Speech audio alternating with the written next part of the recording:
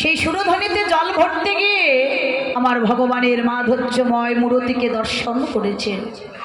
ওই মূর্তিকে দর্শন করে তিনি কিছুতেই ভুলতে পারছে না। তো শুধু নাগরিক কেন, এই জগতে কোনো ভাগ্যবান ভাগ্যবতী একবার গুরু কৃপা বলে যদি ওই গৌর মূর্তিকে নয়নে দর্শন করতে পারে, নয়নে দর্শন করলে সেও মায়ার ঘরে বসত করতে পারবে না। তো আমার এই গৌর মূর্তি এত সহজেই দর্শন করা যায় না মা। ভগবানের অপরূপ মূর্তি দর্শন করতে হলে গুরু কৃপা না হলে কখনো ওই গৌর মূর্তিকে দর্শন করা যায় না। তো আমরা কি করে ভগবানকে লাভ করতে পারবো? শাস্ত্রে বললে শ্রবণং মঙ্গলম, শ্রবণ করলেই জীবের মঙ্গল হয়। তো এই নববিধ ভক্তি যে কোনো একটি দ্বারা আমার ভগবানকে লাভ করা যায়। হরি বল। যেমন শ্রবণ করে আমার ভগবানকে লাভ করেছিলেন কে? হরিবল। এই যে দিদি ভাইরা, কি গো আপনাদের কথা বন্ধ হবে না? হরিবল। কৃপা করে সবার চরণে নিবেদন। সটফটি ঝুলিয়ে দিয়েছে শ্রমিক মণির পুত্র ছিল সিংহীমণি। তার যে বন্ধু বান্ধব ছিল সবাই তাকে বলা বলি করতে লাগলেন, দেখ তো পিতার গলায় কে যেন মৃত সর্প ঝুলিয়ে দিয়েছে। তো সন্তান যদি খারাপও হয় বাবা, তার সামনে যদি কেউ পিতার নিন্দা করে, এটা কিন্তু কখনো সন্তানেরা সহ্য করতে পারে না।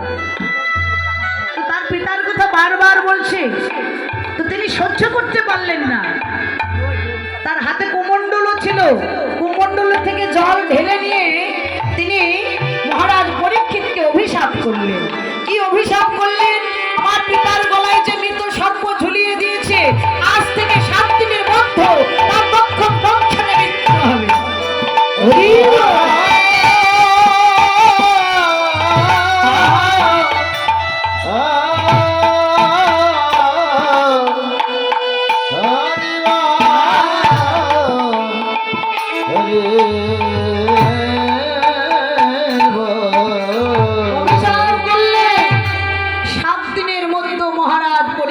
মৃত্যু হবে।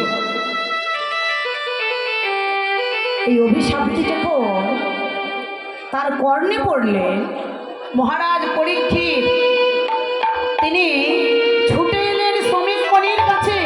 এসে মণির চরণে পড়ে বললেন, মহারাজ আমি ভুল করেছি, মণিবর আমি বড় ভুল করেছি, আমাকে ক্ষমা করে দিন। আমি ক্রোধের বশে আমি কি করেছি আমি নিজেই জানি না, আমাকে ক্ষমা করে দিন মণিবর।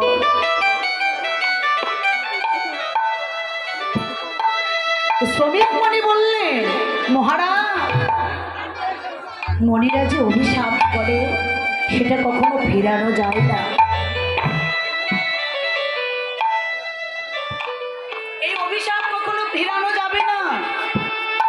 তো মহারাজ এটা তো আমি ফেরাতে পারবো না। তো বললেন, মণিবর তাহলে যে 7 দিনের মধ্যে আমার মৃত্যু হবে, এই মৃত্যুর আগ পর্যন্ত আমার কি করা কর্তব্য? বললেন, মহারাজ এই মৃত্যুর আগ পর্যন্ত তুমি হরি কথা কৃষ্ণ কথা শ্রবণ করবে, তাহলে এই অভিশাপ থেকে তুমি মুক্ত হয়ে যাবে।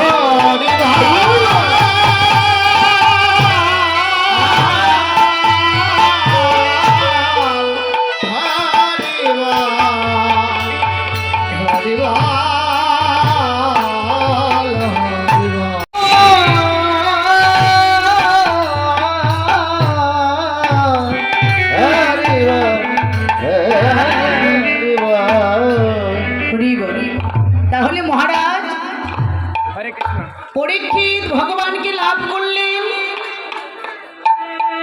শ্রবণ করে। শ্রবণ তারপরে কীর্তন, কীর্তন করে ভগবানকে কে লাভ করলেন? সুখদেব গোস্বামী।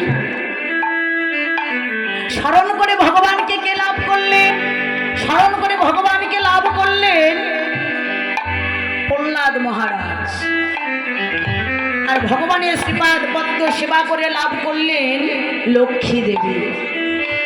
অর্চনা করে ভগবানকে লাভ করলেন অঙ্কুর মহাশয়, বন্দনা করে লাভ করলেন পৃথু মহারাজ।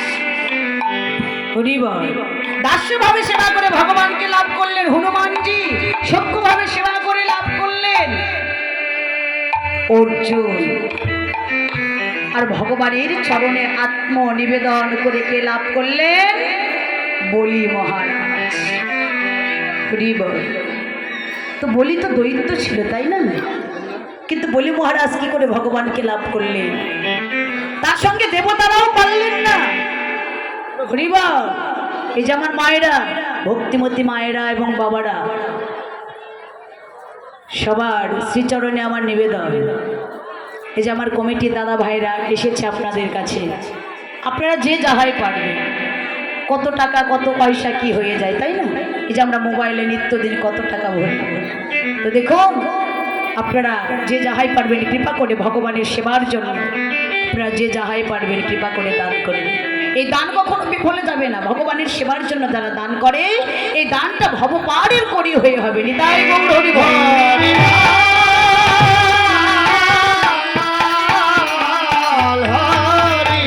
তুমি কোথায় রাখবে জানো? তোমার ওই দ্বিতীয় চরণটি আমার মস্তকের উপরে রেখে তুমি কৃপা করে তোমার ওই চরণ তলে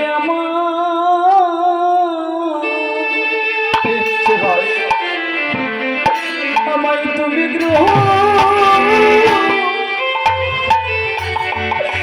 আমায় গ্রহণ করো।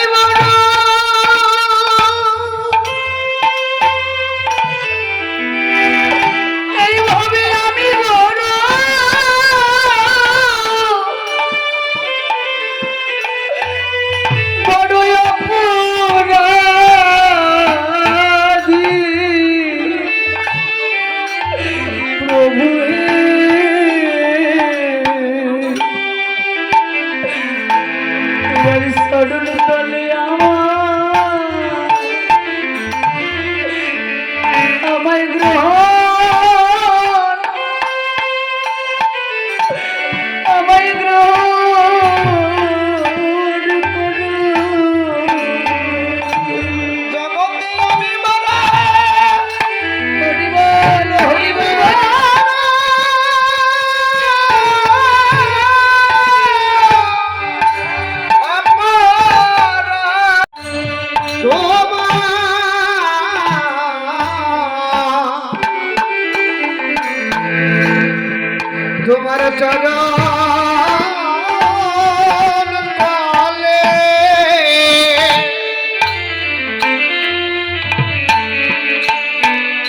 আমায় গ্রহণ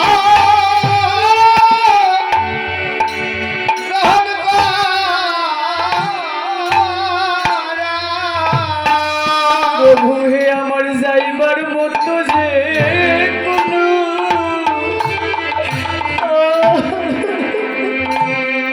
কোনো জায়গা নাই রে, আমার যাইবার মতো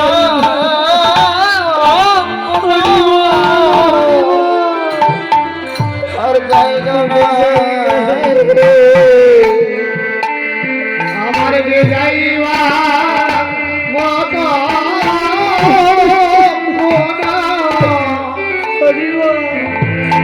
জায়গা নাই হে। বলি কেবল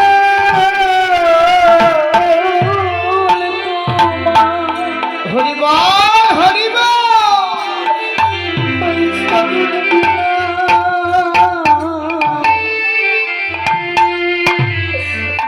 হরি যাইবার বন্ধু কোনো জায়গা নাই আমার চরণ ছাড়া আমায় করো